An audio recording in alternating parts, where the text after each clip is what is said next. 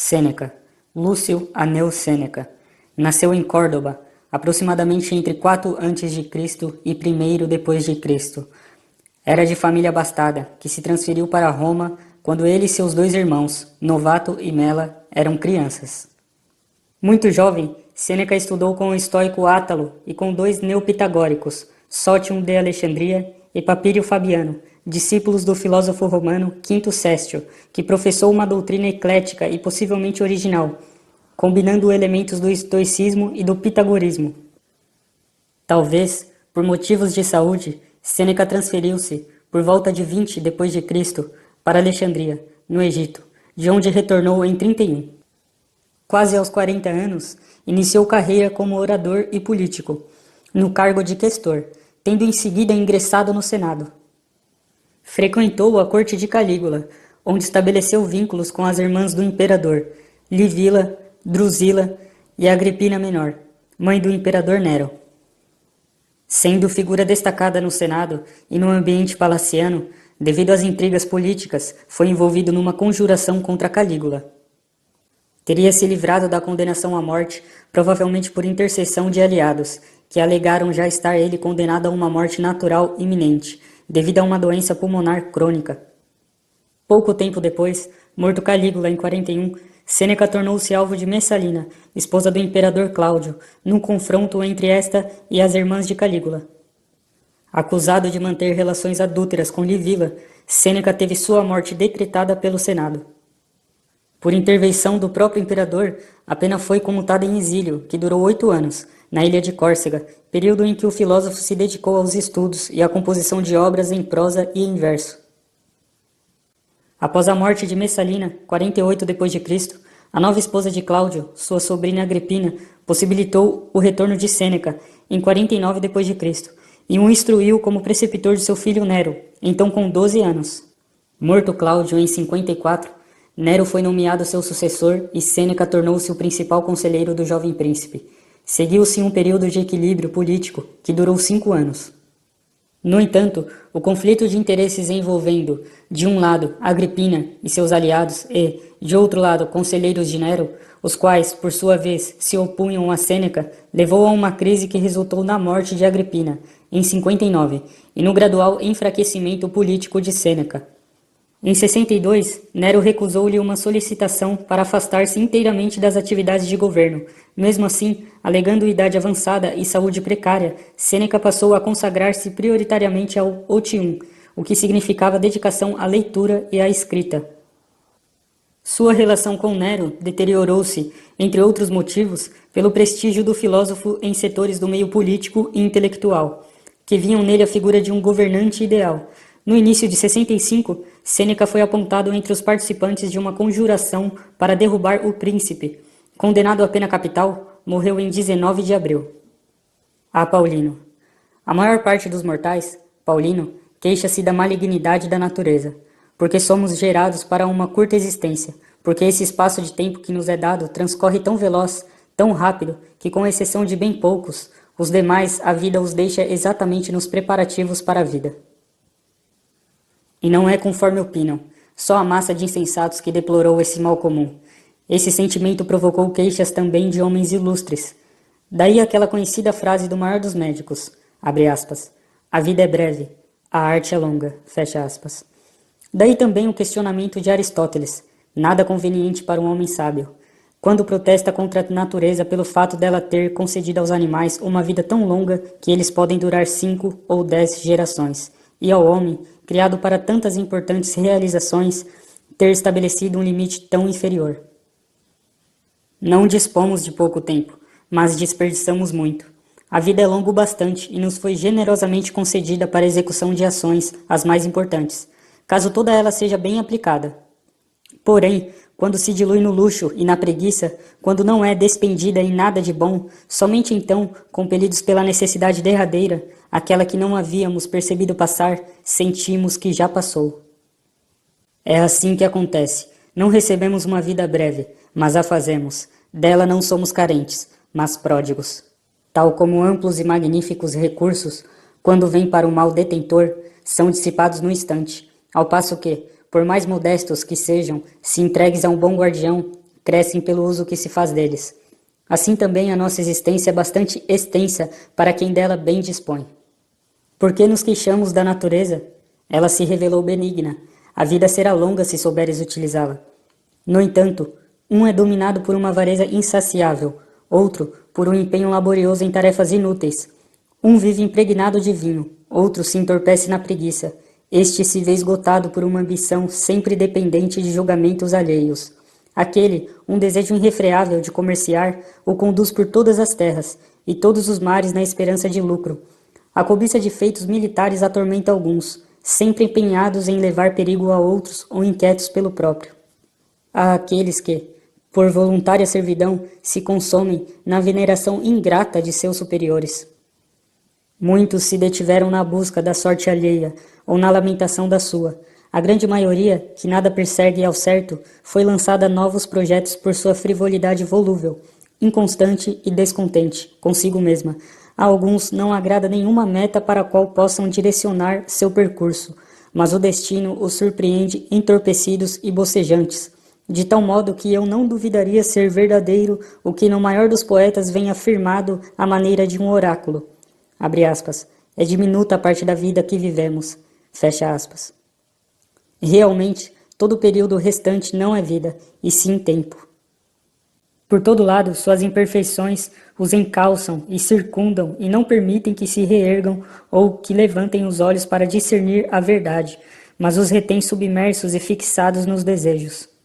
Nunca lhes é possível voltar-se para si mesmos. Se alguma vez lhes advém casualmente algum repouso, agitam-se, tal como em alto mar, onde mesmo depois dos ventos subsiste a turbulência, e jamais se veem desocupados de seus desejos. Achas que eu falo desses cujos males são incontestáveis? Olha aqueles para cuja felicidade todos acorrem, são sufocados pelos próprios bens, para quantos as riquezas são opressivas. Quanto à eloquência de muitos e o encargo cotidiano de dar prova de seu engenho fazem verter sangue. Quantos empalidecem por seus prazeres contínuos. A quantos não deixou nenhuma liberdade o bando de clientes que os rodeia.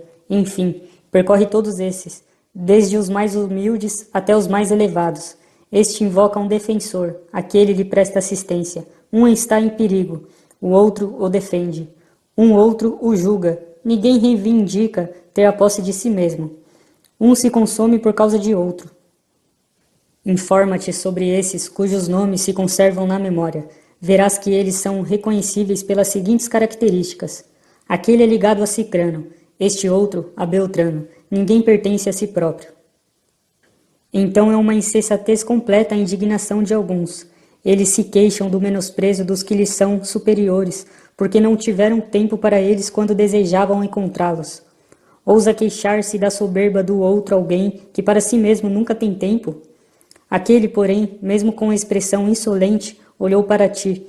Quem quer que sejas, ouviu tuas palavras, admitiu-te ao seu tempo. Tu jamais te dignaste a te observar e a te ouvir. Assim, não há razão para que censures em alguém essas obrigações, posto que, na verdade, sempre que tu as cumprias, não é que desejavas estar com a outra pessoa, mas não podias estar contigo mesmo. É possível que todos os talentos que alguma vez brilharam nisto concordem unânimes. Nunca ficarão estupefatos o bastante diante dessa turvação das mentes humanas.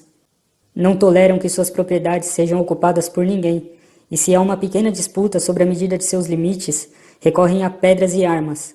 Já em suas vidas, consentem que os outros se instalem e até mesmo introduzem eles próprios os que vão ser os possessores dela.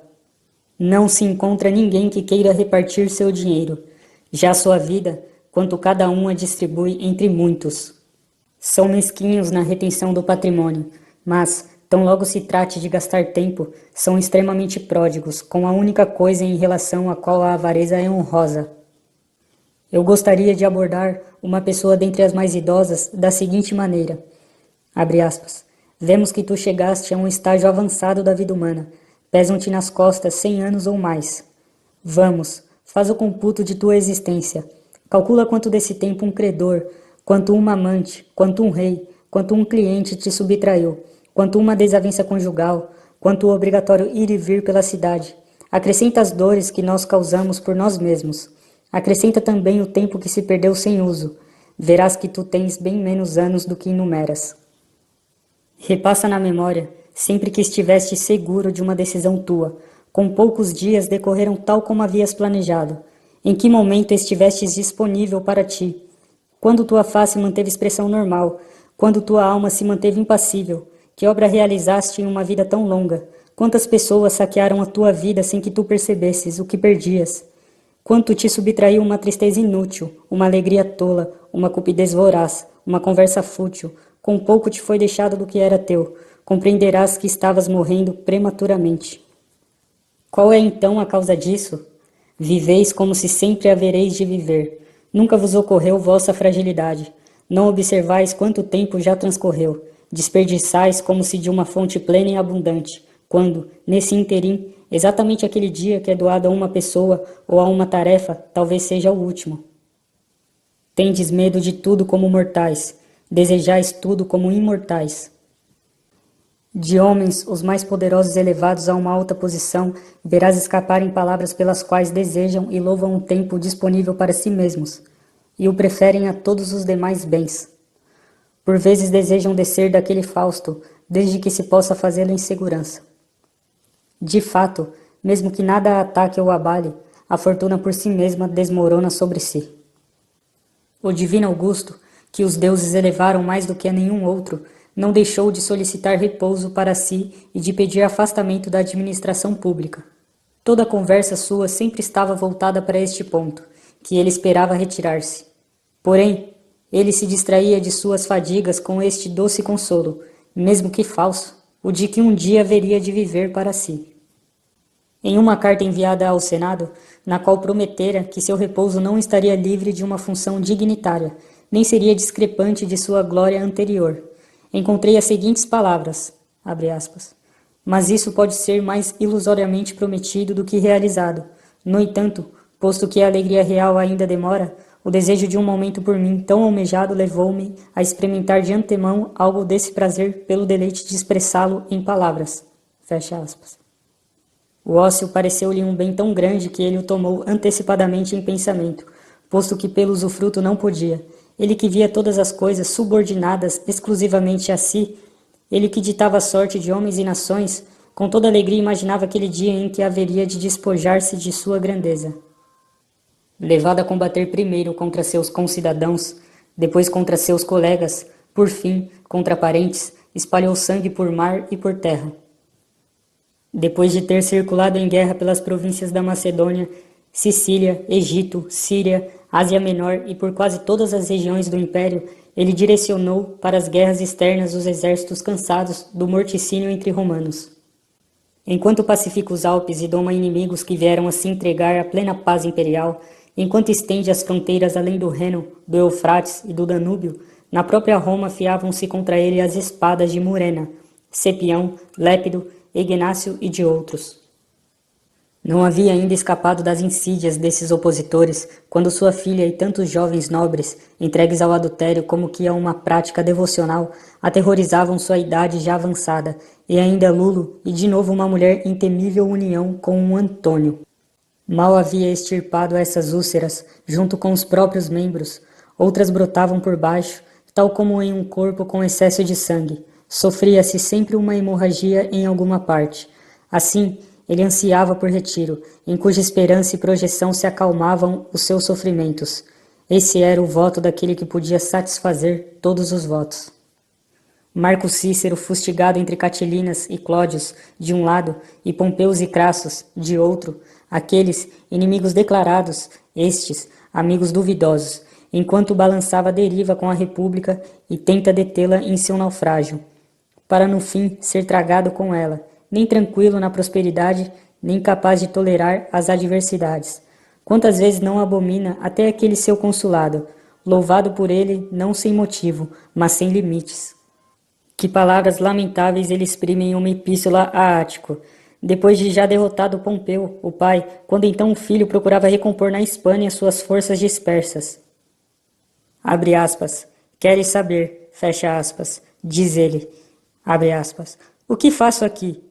Permaneço semi-livre em minha vila de Túsculo, fecha aspas. Cícero se diz semilivre, mas, por Deus, nunca um sábio recorrerá a um termo tão humilhante. Nunca será semilivre uma pessoa de liberdade íntegra e sólida, independente, de pleno direito e mais elevada que as outras. Ora, o que pode estar acima daquele que está acima da fortuna?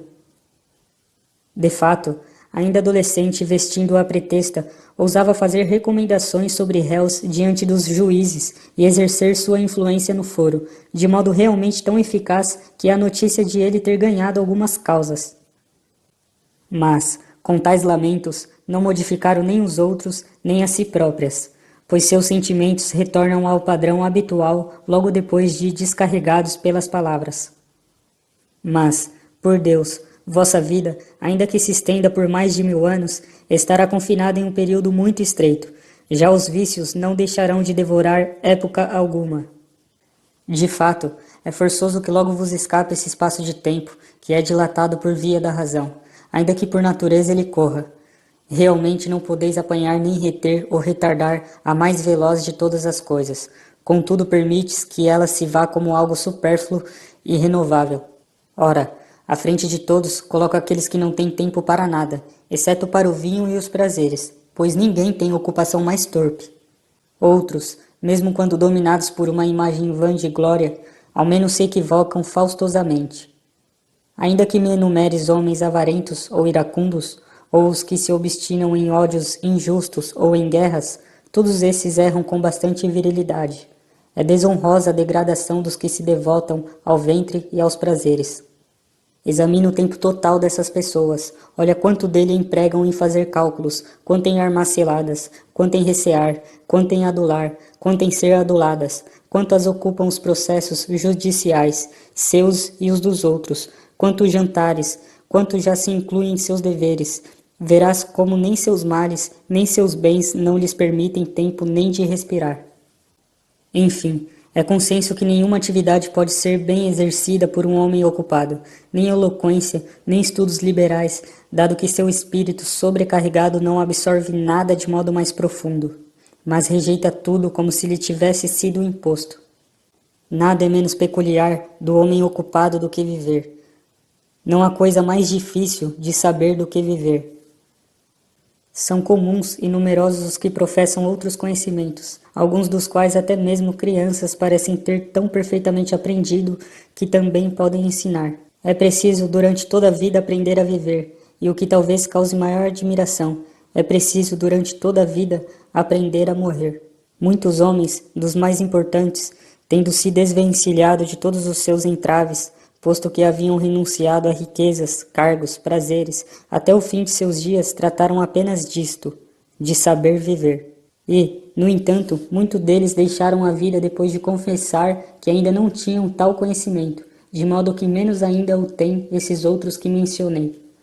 Acredita-me, é próprio de um grande homem, daquele que está acima dos erros humanos, não permitir que tomem nada de seu tempo, e é por isso que a vida dele é muito longa, porque todo o tempo que lhe esteve disponível foi inteiramente reservado para si. Dele nada ficou sem uso e ocioso, nada esteve na dependência de outra pessoa, pois ele não encontrou nada que fosse digno de permutar por seu tempo, sendo dele um guardião bastante parcimonioso. Assim, o tempo foi para ele suficiente, mas é forçoso que tenha faltado para aqueles de cuja vida muito foi levado por uma multidão. Nem é o caso de pensares que eles, por vezes, não se dão conta de seu dano. Certamente ouvirás muitos desses que suportam o peso de uma grande prosperidade, vez ou outra exclamarem, no meio de um bando de clientes ou de ações processuais ou de outras honrosas misérias, abre aspas, não tenho o direito de viver, fecha aspas. Como podereis tê-lo? Todos aqueles que te invocam para si roubam de ti. Aquele réu, quantos dias te oferiu? Quantos aquele candidato? Quantos aquela velha, cansada de enterrar seus herdeiros? Quantos aquele que se finge de doente para atiçar a cobiça dos que capitam testamentos? Quantos aquele amigo poderoso que vos tem com vistas não à amizade, mas a seu séquito? Repito, faz um balanço e confere os dias de tua vida, verás que te sobraram bem poucos e residuais. Há quem, depois de obter a magistratura que cobiçara, anseia por deixá-la, logo dizendo, quando é que vai acabar este ano? Outro patrocina os espetáculos públicos, que ele muito apreciou lhe terem sido sorteados, e então indaga: quando me livrarei disso? Aquele outro é um advogado disputado por todo o foro, e o faz lotar com uma grande multidão, para além de onde pode ser escutado. Quando, diz ele, é que virá o período de recesso? Cada um apressa sua vida e sofre a ânsia do futuro e o tédio do presente. Mas aquele que emprega todo o tempo em seu proveito, que dispõe cada dia como se fosse o último, nem anseia pelo dia seguinte, nem o teme.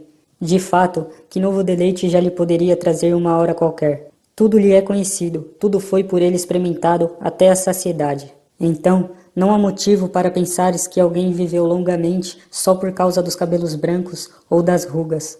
Ele não viveu longo tempo, mas existiu longo tempo. É como se pensasses que navegou muito, que em uma terrível tempestade surpreendera na saída do porto, impelindo-o para um lado e outro sob ventos furiosos de diversas direções, e fazendo-o deslocar-se em círculo pelos mesmos lugares. Ele não navegou muito, mas foi muito fustigado. Fico sempre admirado quando vejo alguns solicitarem o tempo de outros, e estes, aos quais se solicitou, os concederem muito facilmente. Ambos levam em conta aquilo para o que se solicitou o tempo, mas nenhum dos dois o próprio tempo. É como se fosse nada o que se solicita, nada o que se concede. Joga-se com a coisa mais preciosa que existe. Engana-os, porém, o fato de tratar-se de algo incorpóreo, o fato de não ser aparente aos olhos, sendo-lhe por isso atribuído muito pouco valor, ou mesmo valor quase nulo. As pessoas recebem com muito prazer pensões e auxílios, e nisso colocam seu empenho, atenção ou cuidados. Ninguém valoriza o tempo. Usam-no com toda displicência, como se nada valesse. Mas verás essas mesmas pessoas, quando doentes, tocar os joelhos dos médicos se delas estiver se aproximando um risco iminente de morte, ou dispostas a despender todo o seu patrimônio para preservar sua vida se tem nenhuma pena capital. Tamanha é a discrepância de seus estados psíquicos. Mas, se fosse possível expor a cada um, do mesmo modo que a soma de seus anos passados, igualmente a de seus anos futuros, como ficariam alarmados de ver que lhes teriam restado poucos? Como os poupariam? Ora, é fácil gerir aquilo que, apesar de exíguo, é certo. Com mais cuidado se deve conservar o que não se sabe quando irá faltar. Mas o próprio fato dessa subtração ignoram, por isso lhes é tolerável o dano de um prejuízo inaparente. Ninguém vai restituir os teus anos, ninguém vai devolver-te de novo a ti mesmo. A vida segue a trajetória que iniciou e não retrocede ou detém seu curso. Não fará tumulto, nem advertirá sobre sua velocidade, deslizará em silêncio. Ela não se prolongará por ordem de um rei, nem pelo favor do povo, transcorrerá do modo como foi determinada desde o seu primeiro dia, não sofrerá nenhum desvio, nenhum retardo. O que irá acontecer? Tu estás ocupado, a vida se apressa. Nesse interim, a morte irá chegar, para a qual, querendo ou não, terás de ter tempo. Pode haver algo mais insensato do que o pensamento de algumas pessoas? Digo aquelas que se jactam de sua prudência. Estão empenhadamente ocupadas para que possam viver melhor, planificam sua vida com dispêndio de vida, dispõem seus planos num longo prazo. Proclama-nos o maior dos poetas, cantando essa fórmula salutar, como que inspirado por lábios divinos. Para os tristes mortais, os melhores dias da vida são sempre os que fogem primeiro. Virgílio Górgicas. Por que tardas? Diz ele. Por que ficas parado? Se não utilizas, ele escapa. E mesmo que o utilizes, ele escapará. Assim, deve-se velozmente lutar contra a rapidez do tempo, disponível para nós, e como que logo beber de uma rápida torrente que não há de fluir para sempre. Isso também diz o poeta à perfeição para censurar uma indecisão infinita, pois diz não às melhores épocas, e sim os melhores dias. Por que é que, seguro e indolente, em meio a tão imensa fuga do tempo, estendes em uma longa série os teus meses e anos, do modo que bem pareceu a tua avidez? Ele te fala do dia, e exatamente deste que está em fuga. Há então alguma dúvida de que os melhores dias são os primeiros a fugir para os tristes mortais, isto é, para os ocupados? Seus espíritos ainda pueris são oprimidos pela velhice, a qual eles chegam desavisados e indefesos. De nada se precaveram, caíram nela de súbito, e desprevenidos, sem terem percebido que diariamente ela se aproximava. Assim como uma conversa, uma leitura ou uma reflexão mais profunda distrai os que estão em viagem, e eles se dão conta de que chegaram antes de ter notado que se aproximavam, assim também este trajeto de nossa vida, contínuo e tão rápido que percorremos com o mesmo passo, em vigília ou dormindo, não é aparente para as pessoas ocupadas, exceto no fim. Se eu quiser dividir em partes e em argumentos a tese que proponho, vão-me ocorrer muitos pelos quais poderia provar que é brevíssima a vida das pessoas ocupadas. Fabiano, que não era um desses filósofos de cátedra, mas um daqueles verdadeiros e antigos pensadores, costumava dizer que contra os transtornos passionais é preciso lutar com força, não com argúcias, e repelir uma frente de ataque não com pequenas escaramuças, mas com uma investida dura. Esses transtornos deveriam ser esmagados, não sofrer meras escoriações. No entanto, para que aquelas pessoas se repreendam o seu desatino, deve-se instruí-las, não simplesmente lamentá-las. Esse período, os ocupados o perdem, pois não lhes sobra tempo para examinar o passado, e se lhes sobrasse, seria desagradável a recordação de algo que lhes causaria arrependimento. Assim, a contragosto consideram o tempo mal gasto, nem ousam recordar os momentos cujos vícios, mesmo os que serpeavam sob o encanto de algum prazer momentâneo, se mostram pelo reexame. Ninguém voltará de bom grado seu olhar ao passado, exceto quem submete todos os seus atos à própria censura, que nunca se deixa enganar, quem avivamente muito cobiçou, desprezou com soberba, venceu com insolência, enganou com insídias, roubou por cupidez, prodigamente dissipou, é forçoso que tema a própria memória.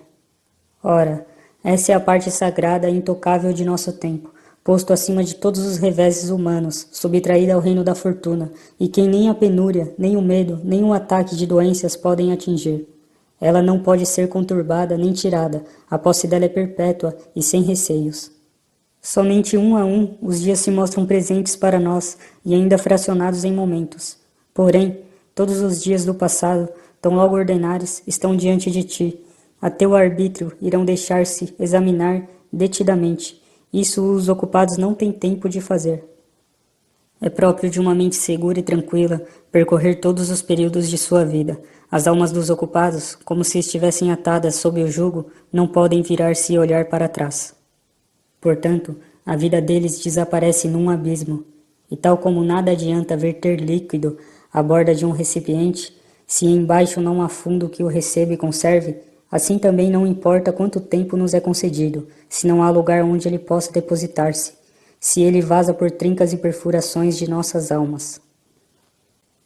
É brevíssimo o tempo presente, a ponto mesmo que para alguns parece inexistente. Está de fato sempre em curso, flui com rápida vazão, deixa de existir antes de chegar, não admite retardo, é tal qual o universo e os astros, cujo movimento sempre incansável nunca se detém no mesmo ponto.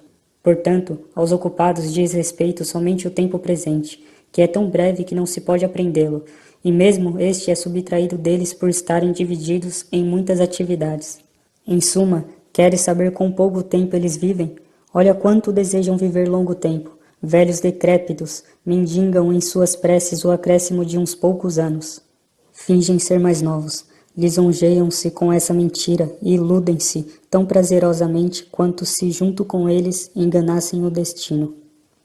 Porém, já quando alguma enfermidade os advertiu de sua condição mortal, quão apavorados eles morrem, não como se deixassem a vida, mas como se fossem arrancados. Gritam que foram estúpidos por não terem vivido e que, se acaso tiverem escapado daquele estado enfermo, viverão retirados de suas atividades. Então, refletem quão inutilmente amealharam aquilo que não viriam a usufruir, quanto todo o seu esforço caiu no vazio. Mas, para aqueles que levam uma vida longe de qualquer atribulação, por que não seria ela duradoura? Nenhuma parte dela é usurpada, nenhuma é dispersa aqui e ali, nenhuma se perde por negligência, nenhuma é dissipada com largueza, nenhuma é supérflua. Toda ela, digamos assim, é rentável. Desse modo, por breve que seja, ela é plenamente suficiente, e por isso, quando vier o último dia, o sábio não hesitará em caminhar para a morte com passo firme. Talvez perguntes quem são os que eu chamo de ocupados.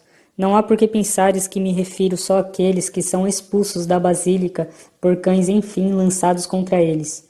Aqueles que vês faustosamente espremidos no meio da multidão dos próprios clientes, ou, de modo degradante, no meio de um grupo alheio, aqueles cujas obrigações os fazem sair de suas casas para bater à porta de outros, aqueles a quem os leilões realizados pelo pretor deixam atarefados em razão de um lucro infame e que um dia há de apodrecer.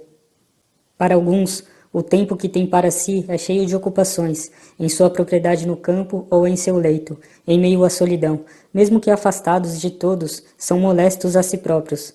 Não se deve dizer que é ociosa a vida deles, mas uma indolente ocupação. Tu chamas de ocioso aquele que, com minucioso apuro, enfileira bronzes de Corinto preciosos por causa da insânia de uns poucos e consome a maior parte do dia com pedaços de cobre azinhavrados?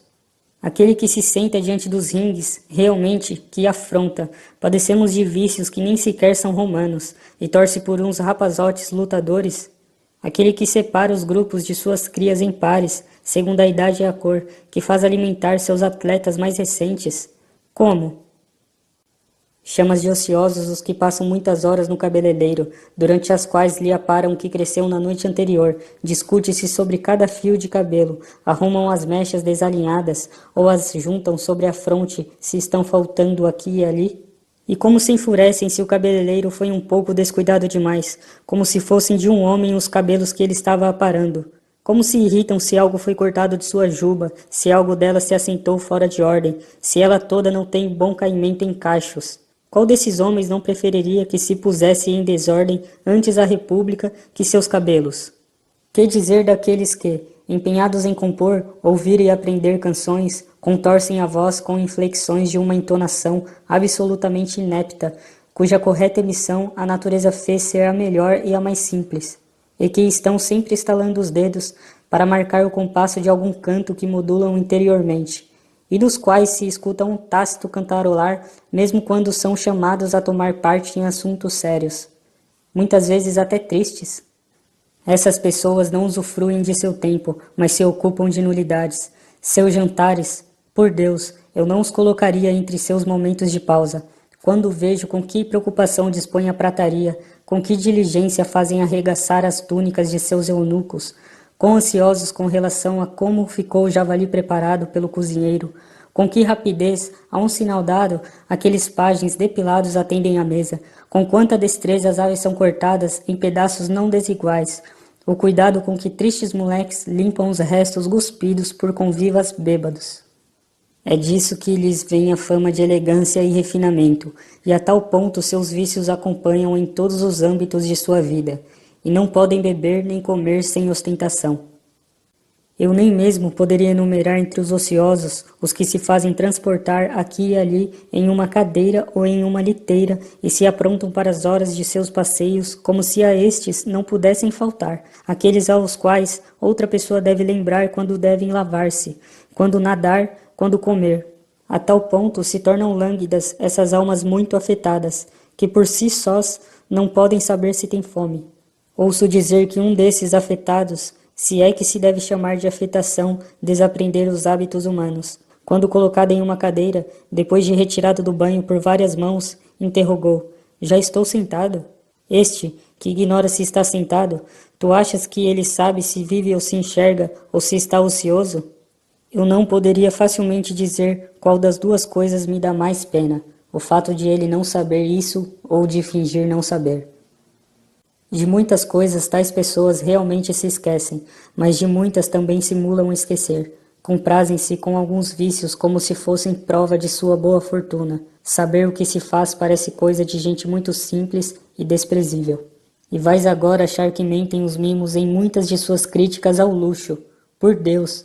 Eles omitem muito mais do que inventam, e tanto avançou, nesta nossa época, engenhosa apenas nisso, uma quantidade tão grande de vícios inacreditáveis que já podemos denunciar os mimos por negligência.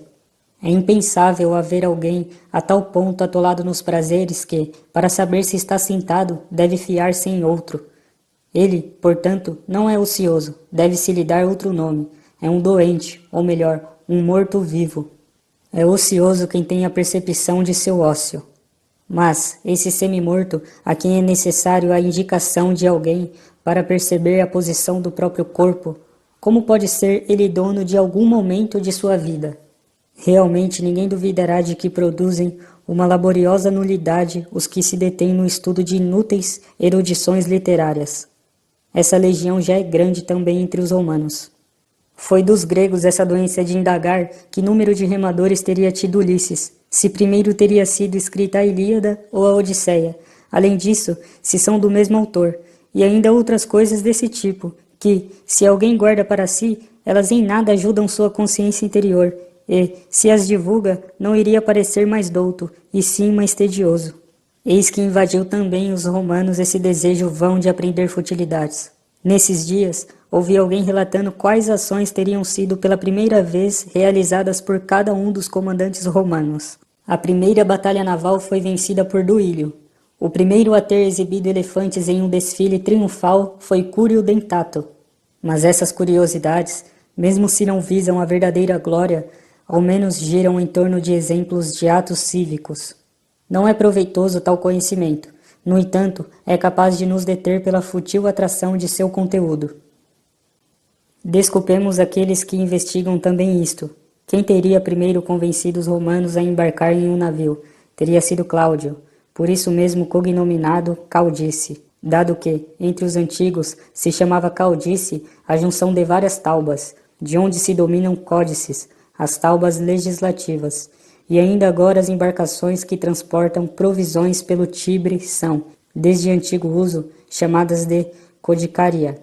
É certo que possa ter interesse também o fato de que Valério Curvino foi quem primeiro venceu Messana, e o primeiro da família dos Valérios a ser chamado Messana por lhe ter sido transferido o nome da cidade vencida, e, com a gradual alteração da pronúncia popular, veio a ser chamado Messala.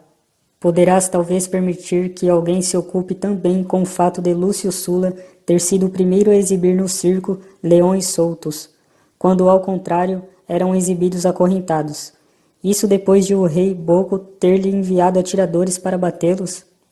E é certo que se deveria revelar igualmente o seguinte: acaso diz respeito a algo de bom o fato de Pompeu ter sido o primeiro a apresentar no circo uma luta de 18 elefantes, tendo como oponentes homens indefesos, a imitação de um combate? Como principal cidadão e, segundo a fama, estando entre os antigos líderes de notável bondade, ele julgou um tipo de espetáculo digno de memória abater homens de uma nova maneira. Combate mortal? É pouco. Laceração? É pouco. Sejam esmagados sob uma massa imensa de animais. Era preferível que isso caísse no esquecimento, para que depois nenhum potentato viesse a aprender e a invejar ato tão desumano. Ah, quanto a seguir uma grande fortuna lança às nossas mentes. Ele então acreditou estar acima da natureza ao lançar um bando tão numeroso de infelizes a feras nascidas sob outros céus, ao atiçar uma guerra entre animais tão díspares, ao fazer derramar tanto sangue diante do povo romano, ele que em breve iria forçá-lo a verter ainda mais. Ele mesmo, porém, enganado depois pela perfídia alexandrina, entregou-se a um escravo ínfimo, cujo golpe o trespassou. Só então compreendeu a jactância fútil de seu cognome. Mas, para voltar ao ponto de onde me afastei e, ainda nesse campo, mostrar supérflua diligência de alguns, a mesma pessoa contava que Metelo, depois da vitória sobre os cartagineses na Sicília, durante seu triunfo foi o único de todos os romanos a ter conduzido à frente de seu carro 120 elefantes capturados, que Sulla foi o último dos romanos a ter ampliado o Pomério, o qual entre os antigos nunca foi costume ampliar após a anexação de um território provincial, mas apenas de um itálico. Saber isso, acaso seria mais útil do que saber que o Monte Aventino estaria fora do Pomério, como afirmava ele, por uma destas duas razões, ou porque a plebe teria se retirado para ali, ou porque, quando o Remo realizou os auspícios naquele local, o voo das aves não teria sido favorável, e mais outros fatos incontáveis que ou são falsos ou parecem invenções? Ainda que concedas que falam de boa fé tudo isso, ainda que deem garantia do que escrevem, no entanto, essas informações diminuirão os erros de quem? Vão conter os desejos de quem? A quem farão mais corajoso? A quem mais justo? A quem mais generoso? O meu caro Fabiano dizia que às vezes duvidava se era melhor não se aplicar a estudo algum do que se envolver com os desse tipo. De todos os homens, só os que estão disponíveis para a sabedoria são os, abre aspas, ociosos, fecha aspas. Só eles vivem, pois não apenas de seu tempo de vida são bons guardiões, mas acrescentam a este toda a eternidade. Todos os anos que passaram antes deles foram-lhes creditados. Se não somos em absolutos ingratos, aqueles tão precários fundadores de doutrinas sagradas nasceram para nós, prepararam a vida para nós. Por um trabalho alheio, somos conduzidos até as mais belas ideias, tiradas das trevas para a luz. Nenhuma época nos está vetada, temos acesso a todas, e se por meio da magnitude da alma desejamos sair das estreitezas da debilidade humana, há um espaço enorme de tempo para percorrermos.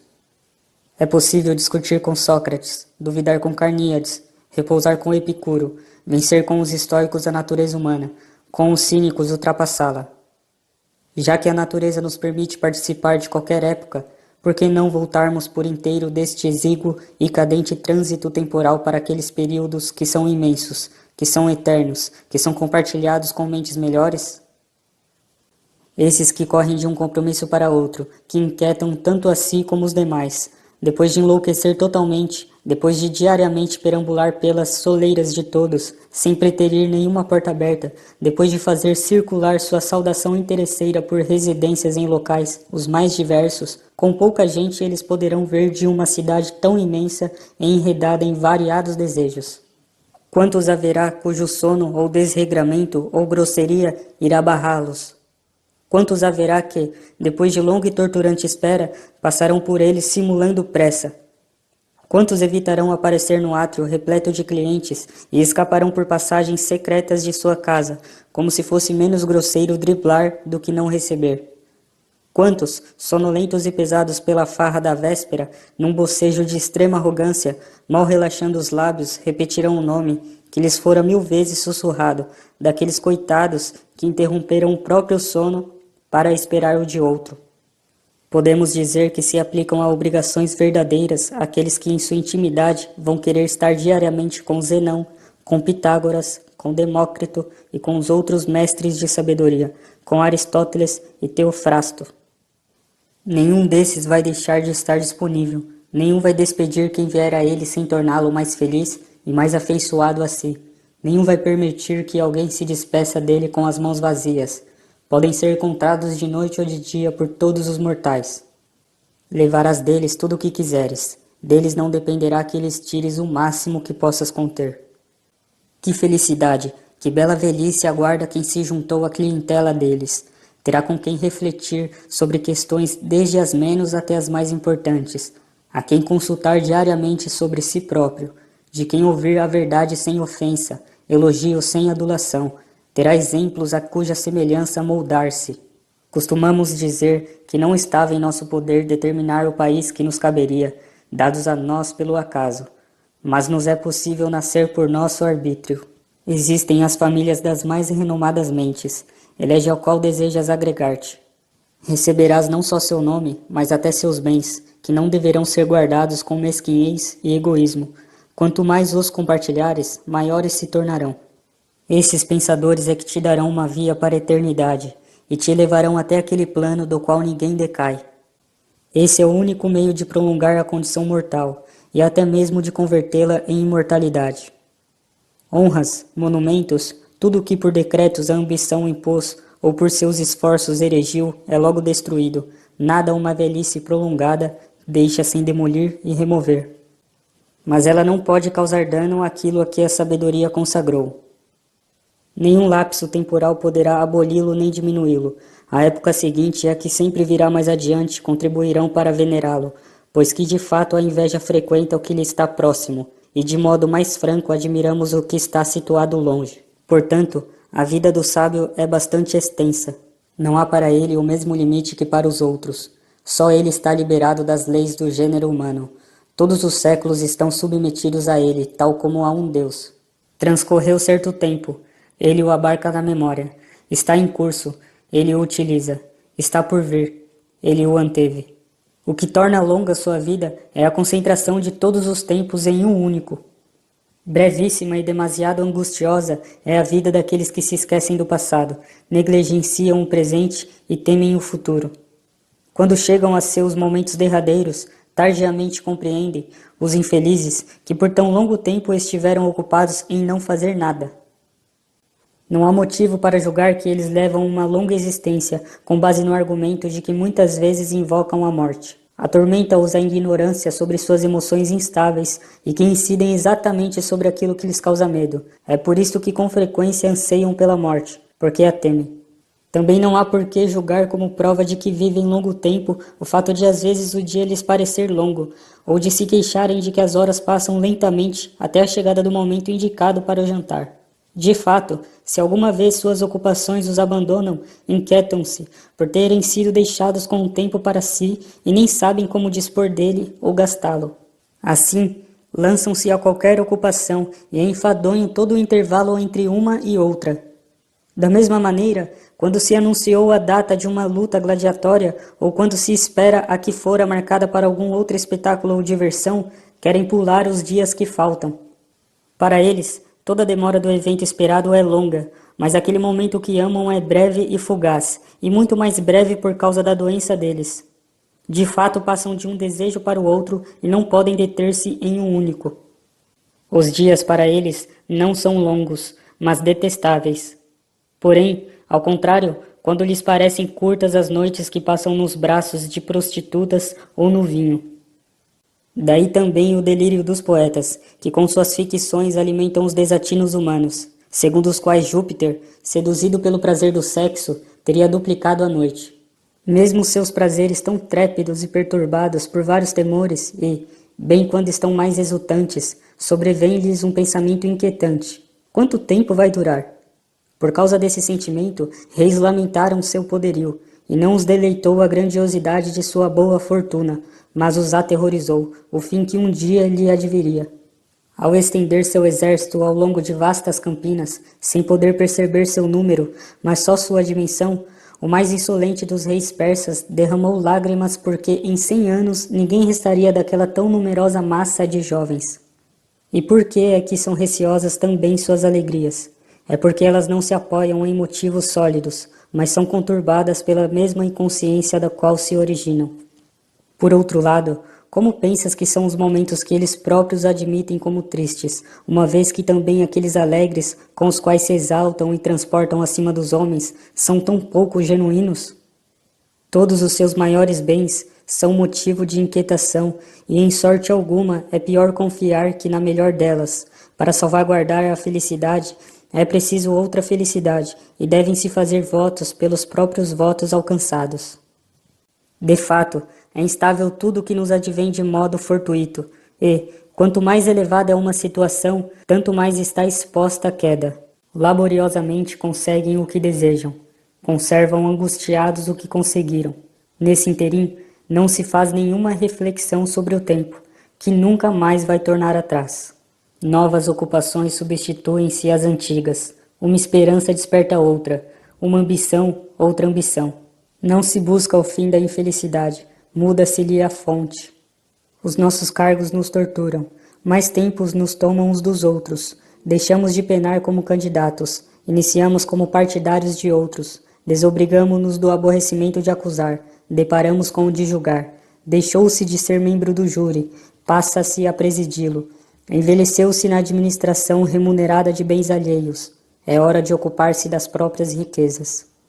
Mário deixou a farda, exerce o consulado. Quíncio apressa-se a escapar do cargo de ditador. Será reconvocado a largar do arado. Cipião marchará contra os cartagineses, ainda sem estar maduro para tamanha empresa.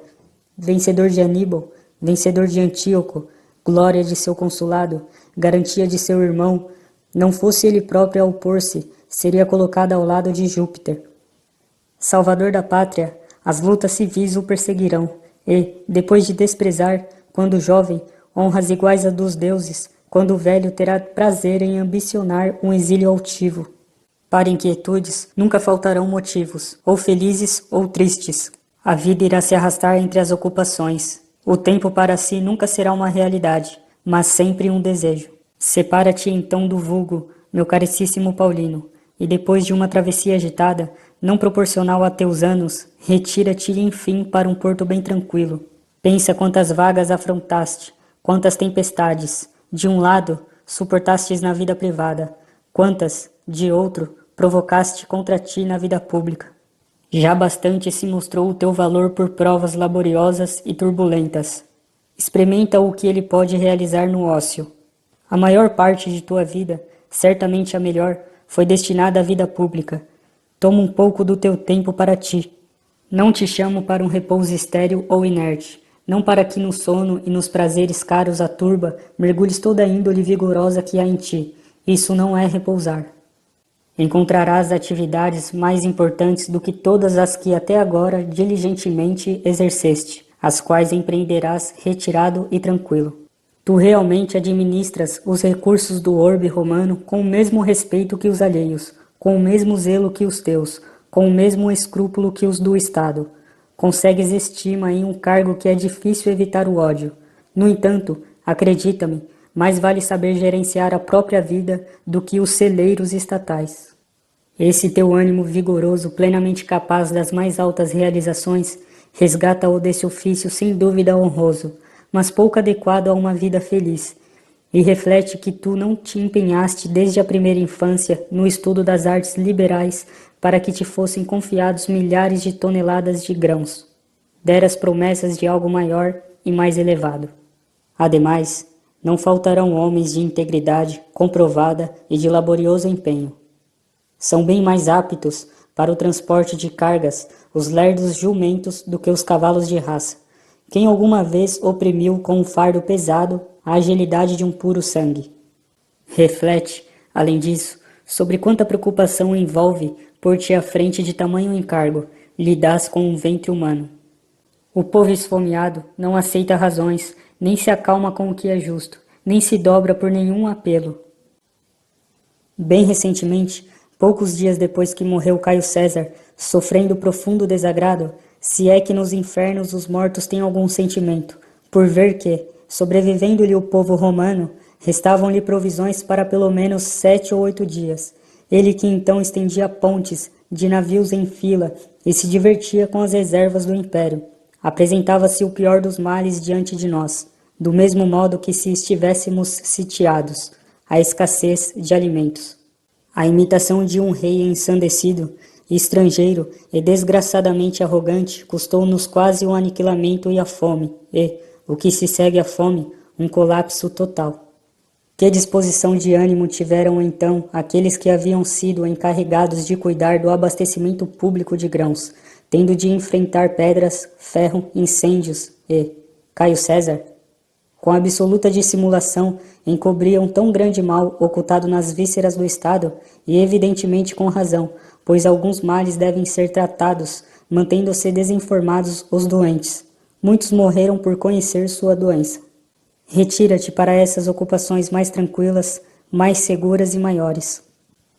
Tu pensas que é a mesma coisa se cuidas para que o trigo seja transferido para os armazéns sem sofrer dano, quer seja por fraude, quer por negligência dos transportadores, para que não se estrague e fermente por retenção de umidade, para que corresponda à medida e ao peso, ou se, em vez disso, te ocupas desses estudos sagrados e sublimes, a fim de conhecer qual é a natureza de Deus, qual a sua vontade, qual a sua condição, qual a sua fortuna, que destino aguarda a tua alma, que lugar nos reserva a natureza depois de deixarmos nossos corpos, o que é que sustenta no centro do universo os corpos mais pesados, suspende no alto os leves, leva o fogo para a parte mais alta, impele os astros em suas trajetórias, e assim por diante, outros fenômenos repletos de notáveis maravilhas?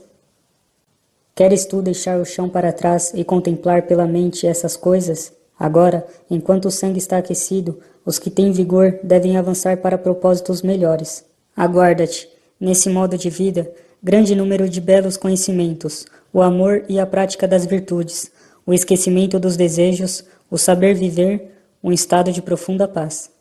É triste realmente a condição de todas as pessoas ocupadas. No entanto, a mais triste é daqueles que sofrem não pelas próprias ocupações, que dormem conforme o sono alheio, andam pelo passo alheio, amam e odeiam mediante ordens, sentimentos os mais livres de todos. Estes, Se quiserem saber quanto é breve a própria vida, pensem que pequena parte é de fato sua. Assim, quando vires alguém portando, já com frequência, a toga pretexta, ou um nome celebrizado no foro, não invejes. Essas coisas se adquirem com prejuízo da vida. Para que um só ano seja datado pelo nome deles, irão consumir todos os seus anos. A uns, antes que lutassem pelo cume da ambição, a vida abandonou nos répitos preliminares. A outros, depois de haverem conquistado, por 1000 desonras, o remate das honras, sobreveio-lhe o triste pensamento de terem se fastigado por uma inscrição no sepulcro. De alguns, sua avançada velhice, como se fosse a juventude, ao se dispor a novas esperanças, sucumbiu inválida em meio a grandes e insaciáveis esforços. Que feio é para alguém, já idoso, perder o fôlego no tribunal, em defesa de litigantes totalmente desconhecidos, enquanto faz a peroração e tenta captar expressões de assentimento de um público inepto. Que degradante é para alguém, cansado mais de viver do que de trabalhar, desfalecer no meio de seus compromissos. Que degradante é morrer durante a análise do livro de contas, sob o sorriso de um herdeiro, mantido em longa espera. Não posso omitir um exemplo que me ocorre. Sestio Turânio foi um ancião de comprovada diligência, que, depois dos 90 anos, tendo recebido de Caio César, sem solicitação, a dispensa de seu cargo administrativo, mandou que o pusessem no leito e que sua família em torno dele o pranteasse como a um morto. A casa lastimava o retiro inativo de seu velho senhor e não pôs fim ao luto antes que o trabalho lhe fosse restituído. Acaso é tão prazeroso morrer ocupado? Muitas pessoas apresentam esse mesmo estado de ânimo. Seu desejo de trabalho tem duração maior que sua capacidade. Nesse meio tempo, enquanto se deixam rapinar e rapinam, enquanto interrompem o repouso uns dos outros, enquanto se fazem mutuamente infelizes, a vida é sem frutos, sem prazer, sem nenhum proveito para a alma. Ninguém tem a morte diante dos olhos, todos estendem longe as esperanças. Alguns até mesmo dispõem as coisas para depois de sua vida, sepulcros grandiosos, dedicatórias em obras públicas, oferecimento de jogos, enterros de glória. O certo é que os funerais dessas pessoas, como se tivessem vivido muito pouco, deveriam ser conduzidos sob fachos e círios. Sobre a firmeza do sábio. A Sereno. Entre os estoicos e os outros mestres de filosofia, Sereno, eu diria, não sem razão, que há tanta diferença quanto as mulheres e os homens, dado que uns e os outros contribuem no mesmo tanto para a vida em sociedade, mas uns teriam nascido para obedecer, outros para mandar. Quase como os médicos de casa, íntimos da família, em relação às doenças físicas, os outros filósofos adotam uma terapia suave e branda. Não havia melhor e de efeito mais rápido, mas aquela que o doente lhe permite. Os estoicos, que ingressaram em uma senda viril, consideram, para o efeito de cura, não que essa deva parecer agradável aos que a iniciam, mas que deve livrá-los da doença o mais rápido e conduzi-los para aquele ponto elevado, tão fora do alcance de um dardo, que esteja acima da fortuna. Abre aspas.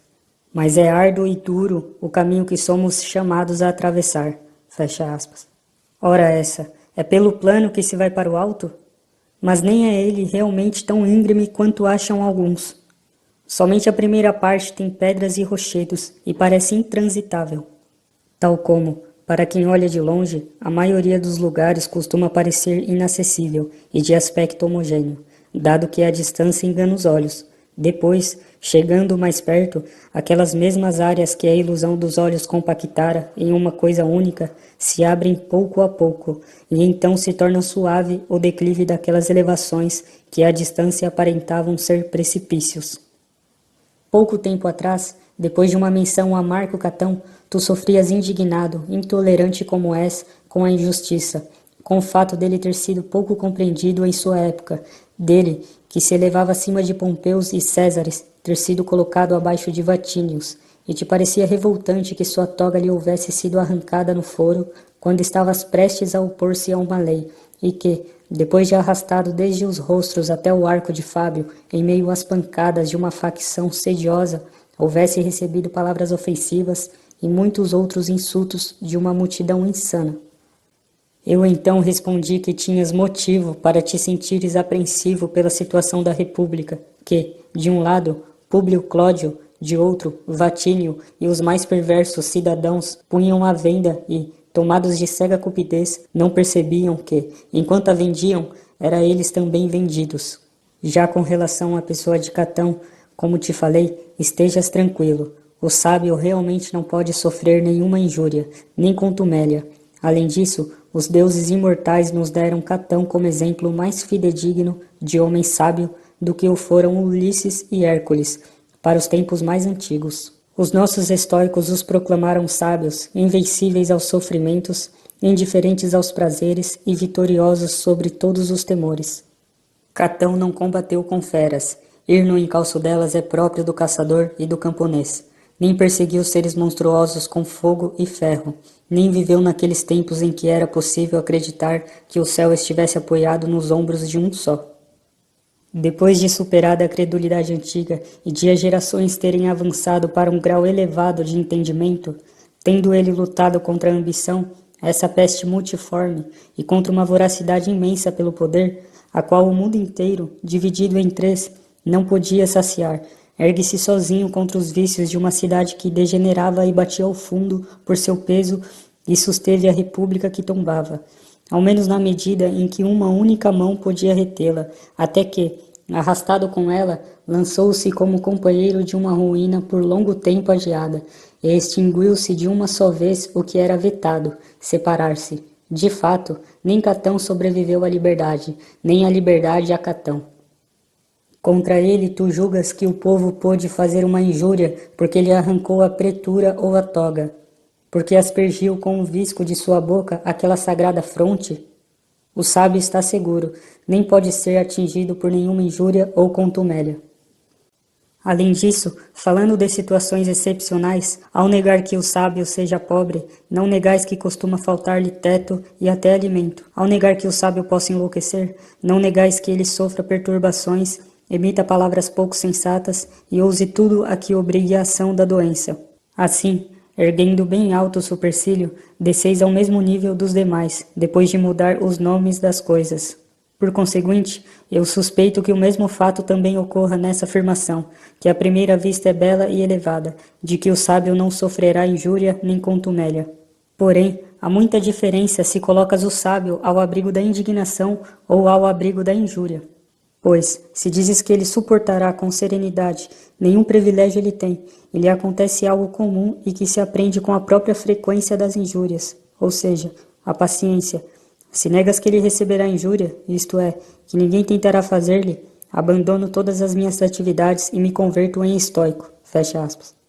Eu realmente não decidi dotar o sábio de uma prerrogativa imaginária, apenas verbal, mas pô-lo em uma posição em que não se permita nenhuma injúria contra ele. Como? Não haverá ninguém para provocá-lo, para tentar atacá-lo?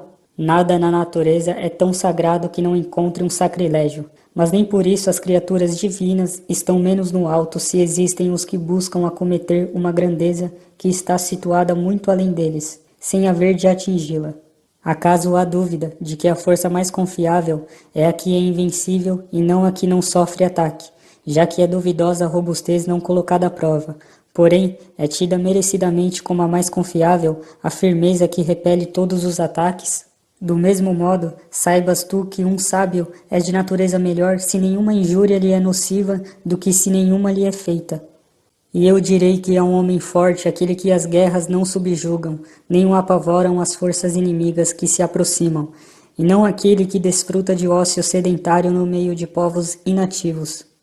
Portanto, repito, o sábio não está sujeito a nenhuma injúria. Assim, não importa quantos dardos contra ele sejam arremessados, posto que nenhum pode penetrá-lo. Como a dureza de certas pedras não pode ser rompida pelo ferro, nem o diamante pode ser cortado ou quebrado, ou mesmo limado, mas arruína o que se usa contra ele, assim como certas coisas não podem ser consumidas pelo fogo, mas envolvidas pelas chamas, conservam sua consistência e aspecto. Assim como certos rochedos que se estendem para o alto quebram o mar sem que eles próprios mostrem vestígio nenhum dessa violência, depois de fustigados por tantos séculos, igualmente sólida é a alma do sábio, e acumulou tal resistência que está ao abrigo da injúria tanto quanto esses elementos que mencionei. Abre aspas. E então, não poderá haver alguém que tente fazer injúria ao sábio? Fecha aspas. Tentará, mas esta não irá atingi-lo. Ele de fato se encontra afastado do contato com o que lhe é inferior, por uma distância grande demais para que alguma força nociva possa fazer chegar sua influência até ele. Mesmo quando os poderosos pretendem ser nocivos a ele, sendo não só iminentes pela dominação que exercem, mas influentes pela anuência dos que lhes são servis, todas as investidas deles perderão força bem abaixo de sua sabedoria, do mesmo modo que projéteis lançados para o alto, por um arco ou por máquinas de arremesso, embora tenham subido para além do alcance da vista, declinam, no entanto, bem abaixo do céu. Como? Tu achas que, quando aquele famoso rei estúpido escureceu o dia com uma descarga de projéteis, alguma seta tenha alvejado o sol, ou que, depois de ele ter lançado grilhões sobre o mar, Netuno tenha sido atingido? Assim como as criaturas celestes escapam às mãos humanas, e em nada a divindade é lesada pela ação dos que derrubam templos e fundem suas estátuas, igualmente tudo que contra o sábio se pratica com arrogância, petulância, soberba, são tentativas inúteis. Abre aspas. Mas seria melhor que não houvesse ninguém que quisesse fazê-lo. Fecha aspas. Desejas coisa difícil para o gênero humano? A inofensividade.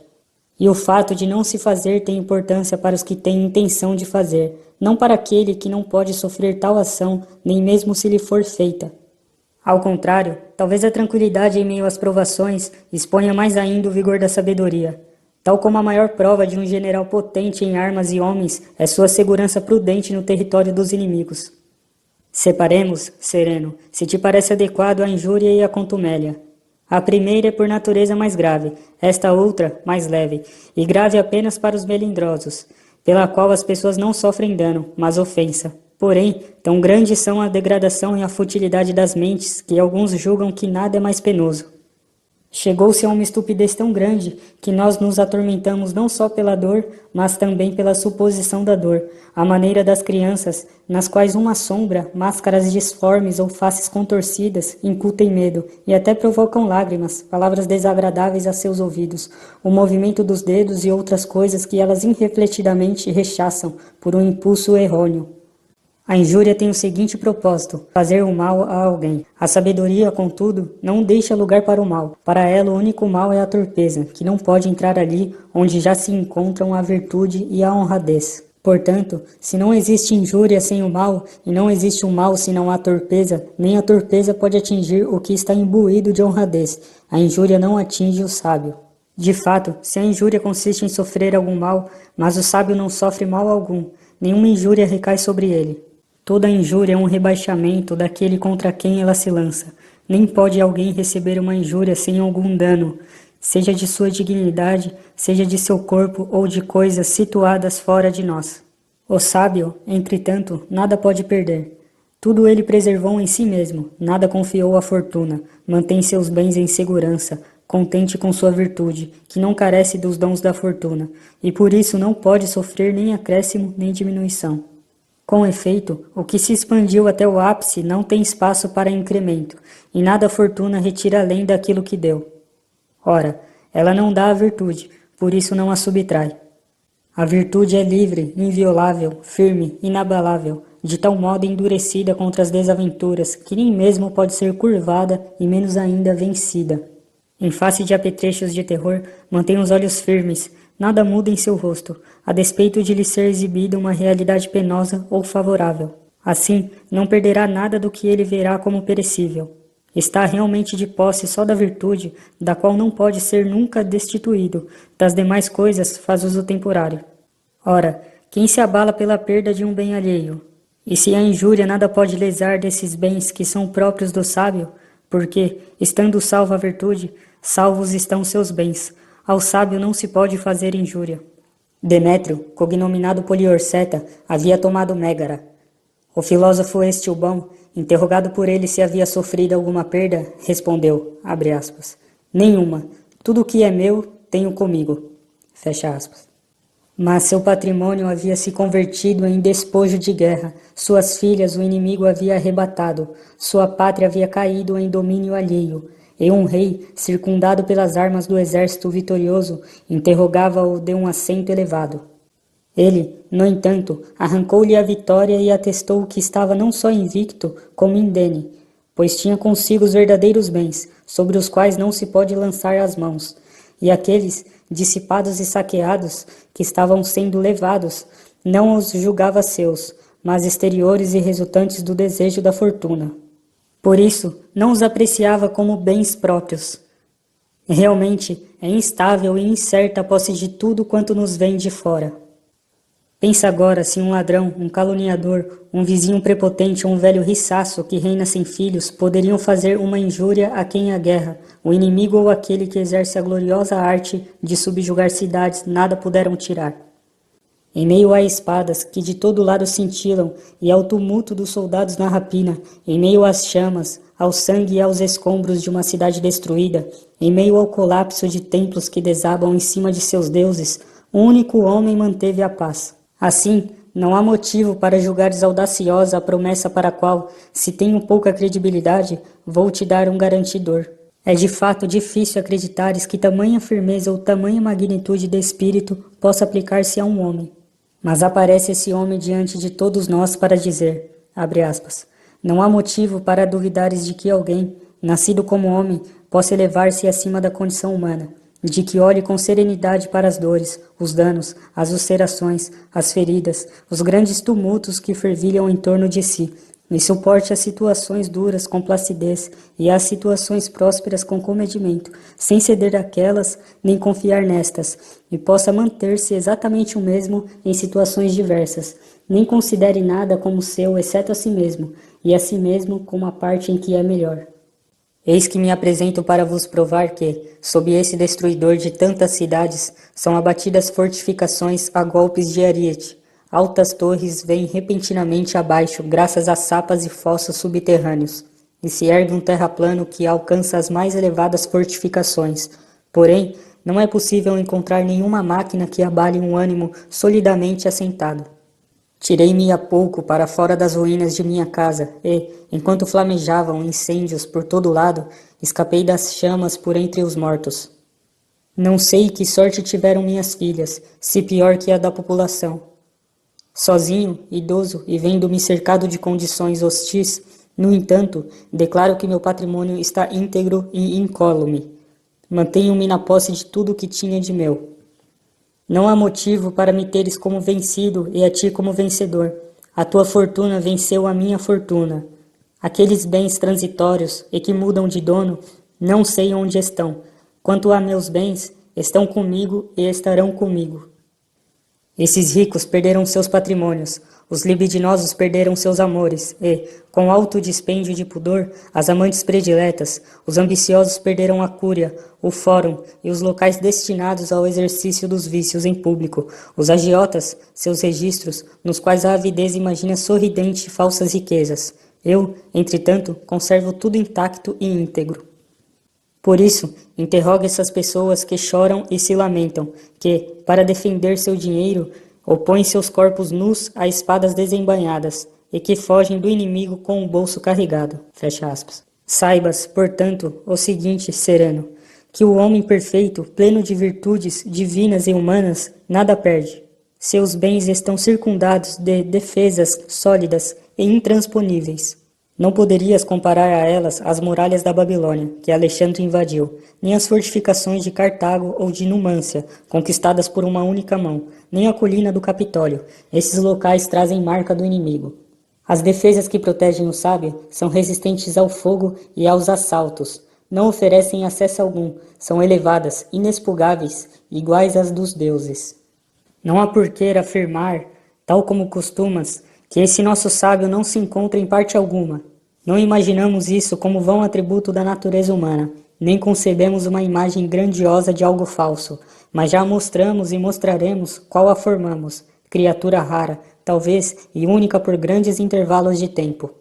Realmente, tudo que é gerado e que supera o limite habitual e comum não é gerado com frequência. De resto, o próprio Marco Catão, de cuja menção partiu esta discussão, receio que esteja acima de nosso modelo. Depois, algo que causa um dano deve ser mais forte do que algo que sofre um dano. Ora, a perversidade não é mais forte do que a virtude, portanto, não pode o sábio sofrer dano. A injúria contra os bons é intentada somente pelos maus. Os bons mantêm a paz entre si. Os maus são tão perniciosos para os bons quanto entre si. Mas, se só o mais fraco pode sofrer dano, e, além do mais, o mal é mais fraco que o bom, e os bons não devem temer injúria a não ser de quem é diferente deles, a injúria não atinge um homem sábio. Sem dúvida, já não é preciso lembrá-lo de que ninguém é bom senão o sábio. Alguém diz, abre aspas, se Sócrates foi injustamente condenado, ele sofreu injúria, fecha aspas. Neste ponto, convém entendermos que pode acontecer de alguém me fazer injúria e eu não recebê-la. É como se alguém roubasse uma coisa de minha casa no campo e a deixasse em minha casa na cidade. Ele teria praticado um furto, eu nada teria perdido.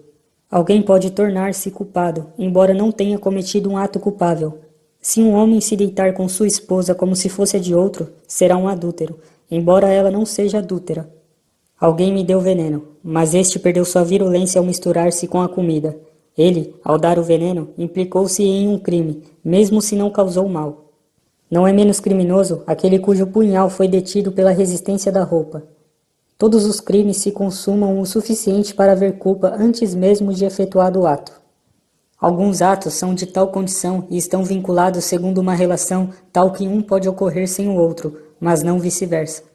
Tentarei tornar evidente o que digo. Posso mover os pés sem correr, não posso correr sem mover os pés.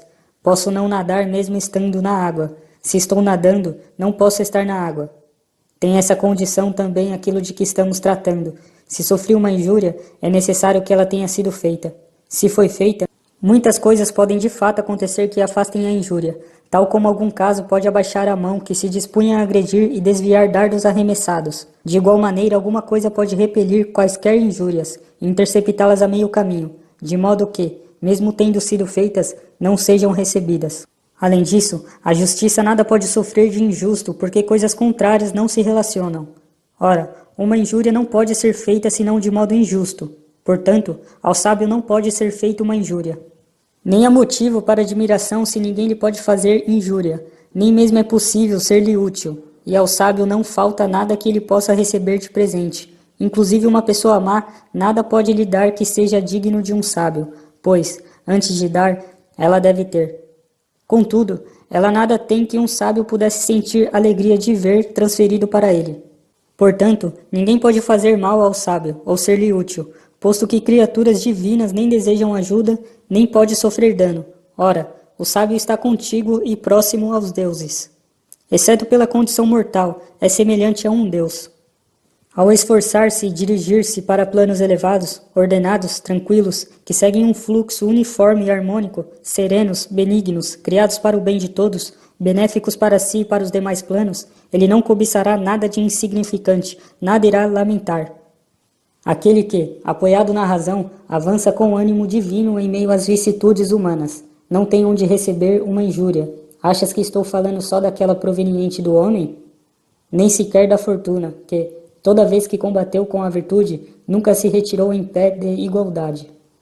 Se com um ânimo sereno e plácido recebemos o mais intenso suplício, mais além do qual uma legislação enfurecida e mandatários os mais cruéis nada tem com o que nos possam ameaçar, no qual a fortuna esgota seu poder, e se sabemos que a morte não é um mal, e por isso nem mesmo a injúria, muito mais facilmente toleraremos outras vicissitudes, danos e sofrimentos, humilhações, desterros, lutos, separações, coisas que não abatem o sábio, mesmo se o acometessem todas juntas. Ainda menos ele iria afligir-se com os golpes de cada uma individualmente. E, se ele suporta com equilíbrio as injúrias da fortuna, quanto mais as de homens poderosos, que ele sabe serem agentes da fortuna. Assim, ele resiste a tudo, ao rigor do inverno e às intempéries do clima, a febres e doenças e a outras casualidades, e não forma juízo tão positivo sobre alguém, a ponto de achar que tal pessoa tenha feito algo com sabedoria, o que se dá unicamente com o sábio. Pensa também o seguinte, o pretexto para as injúrias amplia-se largamente na proporção dos meios buscados para nos pôr em risco, tais como o suborno de um delator, uma falsa incriminação ou a incitação do ódio de poderosos contra nós e quaisquer outras violências que ocorrem entre homens trajados de toga. Existe também aquela injúria frequente de suprimir o ganho de uma pessoa ou um prêmio a longo tempo desejado, de desviar uma herança que se havia tentado alcançar com grande empenho e de cancelar os favores de uma casa da qual se obtinham proveitos. Dessas ações escapa o sábio, que não sabe viver nem na esperança nem no medo. Acrescenta agora o fato de que ninguém recebe uma injúria com ânimo sereno, mas perturba-se ao percebê-la. No entanto, carece dessa perturbação um homem liberto de erros, que tem domínio de si e está em profunda paz e serenidade. De fato, aquele, se o toca uma injúria, esta não só o disturba, mas o compele. Já o sábio está isento de ira, que é provocada pela ideia de sofrer injúria. Nem de outro modo ele poderia estar isento de ira se também não fosse inacessível à injúria, que ele sabe que não pode lhe ser feita. Daí ele ser tão confiante e contente, daí ser tomado de alegria contínua. Porém, de tal modo ele não se abala diante de ataques vindos de situações e de pessoas que a própria injúria lhe é de utilidade, pelo qual ele se põe à prova e experimenta sua virtude. Peço-vos o favor de acolhermos essa proposição e de nos manter com ânimo e ouvidos benévolos, enquanto se procura retirar da injúria o sábio. E nem por isso se está subtraindo nada de vossa petulância e tão rapinante cupidez, ou de vosso cego desatino e soberba, mantendo-se os vossos vícios a salvo. Busca-se para o sábio a liberdade. Não estamos fazendo com que não vos seja possível praticar injúria, mas com ele lance para o alto todas as injúrias e se defenda com tolerância e magnitude de espírito. Assim, em abomináveis combates, muitos venceram as mãos dos que os golpeavam, fastigando-os com paciência obstinada. Considera que o sábio está nessa condição, a daqueles que por longa e perseverante prática conseguiram vigor para suportar e exaurir toda a força inimiga. Dado que percorremos a primeira parte da discussão, passemos para a seguinte, em que refutaremos a contumélia com alguns argumentos específicos, mas a maioria deles comum a ambos os tópicos. Ela é menos grave que a injúria, e podemos lamentá-la mais do que persegui-la, e também as leis não a consideram digna de qualquer punição. Move esse sentimento uma debilidade de ânimo que se ressente por uma palavra ou uma ação de desprestígio, abre aspas. Ele hoje não me recebeu, embora recebesse outros, fecha aspas, abre aspas. Ele ou menosprezou com arrogância minha fala, ou riu-se dela abertamente. Fecha aspas. Abre aspas. Ele não me colocou no leito do meio, mas no mais baixo. Fecha aspas. E outras queixas desse tipo. De que outro modo eu deveria chamá-las senão lamúrias de um melindroso? Nelas incorrem em geral pessoas delicadas e felizes, pois quem se sente premido por problemas maiores não tem tempo de notar essas coisas. As índoles por natureza frágeis e feminis, devido ao excessivo tempo livre, e que se comprazem na ausência de uma real injúria, veem-se perturbadas por tais fatos, a maior parte dos quais se assenta no equívoco de quem os interpreta. Assim, quem é afetado por uma contumélia mostra que em si mesmo não há nenhuma sabedoria nem confiança. Com efeito, ele se julga indubitavelmente menosprezado, e essa mágoa não ocorre sem certa debilidade do ânimo, que se deprime e se abate. O sábio, porém, não se sente menosprezado, por ninguém, conhece sua grandeza e afirma para si mesmo que ninguém tem poder sobre ele, e todos esses sentimentos que eu poderia chamar não de males, e sim de contrariedades da alma, ele não se empenha em vencer, pois nem sequer os sente. Outras são as coisas que ferem o sábio, mesmo sem o abaterem, como a dor e a debilidade física ou a perda de amigos e filhos, e a destruição de sua pátria consumida pela guerra. Estas não nego que o sábio possa senti-las. De fato, não lhe atribuímos a dureza da pedra ou do ferro. Não é nenhuma virtude suportar o que não se sente. Então o que ocorre? Ele recebe alguns golpes, mas, depois de recebidos, supera-os, trata e fecha os ferimentos. Na verdade, os golpes menores nem sequer os sente, e contra eles nem se faz uso daquela virtude de tolerar situações duras, mas ou não os nota, ou os considera dignos de riso.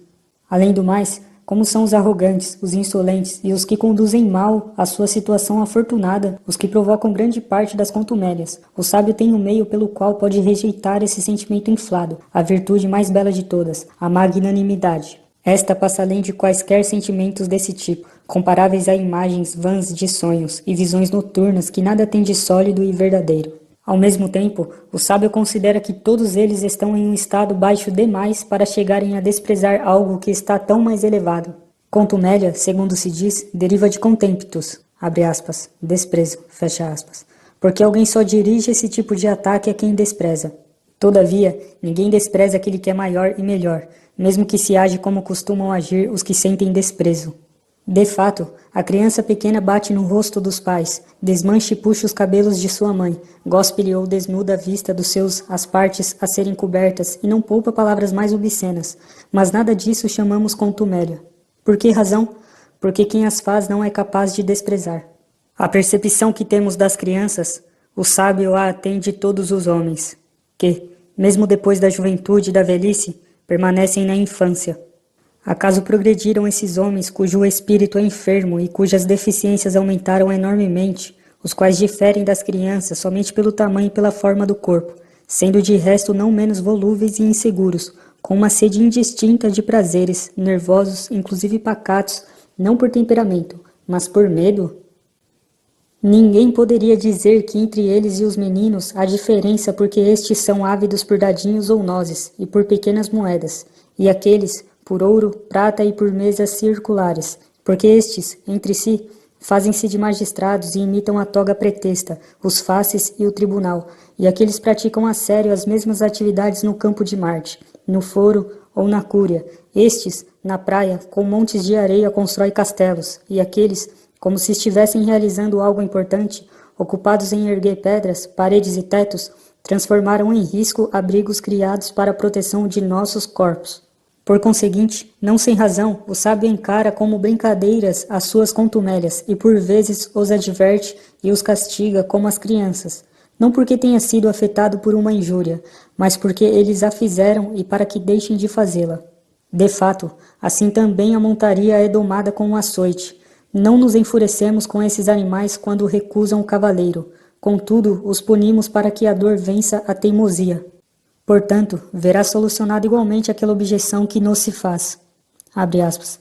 Se o sábio não é afetado nem pela injúria, nem pela contumélia, por que ele pune os que a fizeram? Fecha aspas. Ele não se vinga, mas os corrige. No entanto, qual é a razão para não acreditares que esta firmeza de ânimo ocorra em um homem sábio, quando te é possível notar em outros a mesma condição, embora de origem diversa? Que médico se enfurece com um louco? Quem recebe como ofensivos os insultos de uma pessoa febril a qual se negou água fria? O sábio sabe que todos esses que circulam trajando toga e púrpura, saudáveis e corados, são desatinados e não os vê de outro modo senão como doentes e intemperantes. Assim, ele nem sequer se irrita se, em sua enfermidade, se atreveram a uma atitude mais petulante contra quem os está medicando e, com o mesmo ânimo com que julga sem valor as homenagens deles, igualmente julga os seus atos pouco respeitosos. Assim como não lhe causará agrado se um mendigo o reverenciar, nem irá considerar uma contumélia se um homem da mais baixa plebe não responder à sua saudação, tampouco ficará encantado se muitas pessoas ricas o admirarem. Sabe que em nada elas diferem dos mendigos, sendo até mais miseráveis. Aqueles carecem de pouco, estas de muito. Além do mais, não se impressionará se o rei dos Medas ou Átalo, rei da Ásia, passar por ele em silêncio e com expressão arrogante, enquanto ele o sauda. Ele sabe que não há nada de invejável na condição de tal pessoa, mais do que naquela a quem, numa casa de ampla criadagem, soube cuidar de doentes e loucos. De fato, o que tem de bom aquele sob cuja dependência não há ninguém que não seja perverso? Portanto, assim como o sábio despreza a afabilidade ou a inafabilidade de tal homem, igualmente o faz em relação a de um rei, abre aspas. Tu tens sob ti os persas, os medas e os bactrianos. Embora os refreis pelo medo, embora por causa deles não tenha ocorrido de afrouxares o arco, embora inimigos dos mais terríveis, embora venais, embora estejam à espreita de um novo senhor, fecha aspas. Ele, portanto, não será afetado pela contumélia de ninguém. Com efeito, por mais que todos sejam diferentes entre si, o sábio realmente considera todos iguais por causa de sua igual estupidez. Na verdade, se ele uma só vez se fizer descer de seu plano, de modo que seja afetado pela injúria ou pela contumélia, não poderá jamais estar seguro. Todavia, a segurança é um bem próprio do sábio. Julgando que lhe tenha sido feita uma contumélia, não fará com que obtenha honra quem a infligiu. É de fato inevitável que uma pessoa sinta prazer em ser tida em consideração por quem a contragosto ela toleraria ser desprezada. Tamanha demência domina alguns a ponto de acharem que uma contumélia lhes pode ser feita por uma mulher. Que importa quanto a consideram abastada, quantos lecticários tenha, quão adornadas as suas orelhas, quão espaçosa a sua liteira? Igualmente é uma criatura imponderada, e se não advieram conhecimento e muita erudição, é feroz, incontinente nos desejos. Alguns não suportam levar um esbarrão de um cabeleireiro, e consideram uma contumélia o mau humor de um porteiro. Ah, quanto riso devem provocar cenas como essas, de quanto prazer se deve encher o espírito de quem contempla a própria serenidade em meio ao tumulto dos erros alheios. Abre aspas. Mas como? O sábio não se aproximará de portas guardadas por um porteiro austero. Fecha aspas. Ele, sem dúvida, irá tentar se uma necessidade o chamar e vai amolecê-lo, quem quer que ele seja, como a um cão bravo, lançando-lhe um petisco, e não vai ficar indignado se despender algum valor para transpor a soleira, considerando que em algumas pontes se paga pedágio. Assim, pagará também para aquele, seja quem for, que pratica esse tipo de taxa relativa às saudações. Ele sabe que com dinheiro se compra o que está à venda. É de ânimo mesquinho quem se compraz em ter respondido com franqueza ao porteiro e quebrado seu bastão, ter ido até seu senhor e tê-lo feito açoitar. Quem entra numa contenda converte-se em adversário e, mesmo que vença, fica igualado ao oponente. Abre aspas. Mas o que fará o sábio se levou uma bofetada? Fecha aspas. O mesmo que Catão depois de terem lhe batido no rosto. Não se inflamou, não puniu a injúria, nem mesmo a perdoou, mas negou que tivesse sido feita, com um ânimo ainda maior do que se a tivesse perdoado. Não a reconheceu. Não nos deteremos longo tempo nesse ponto. Quem de fato ignora que para o sábio nenhuma das coisas que se crê como um mal ou um bem parece ser tal como para as demais pessoas. Ele não olha para o que os homens julgam como torpe ou miserável, não vai por onde vai o povo, mas, tal como os astros dirigem seu curso em sentido contrário ao do céu, assim também ele avança na direção oposta da opinião comum. Deixa de perguntas deste tipo, abre aspas. O sábio, então, não sofrerá injúria se for surrado, se um olho lhe for arrancado?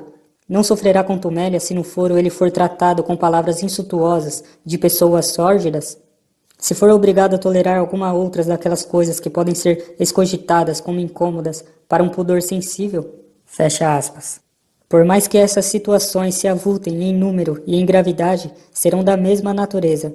Se as pequenas não o atingirem, nem mesmo as maiores. Se poucas não o atingirem, nem mesmo muitas.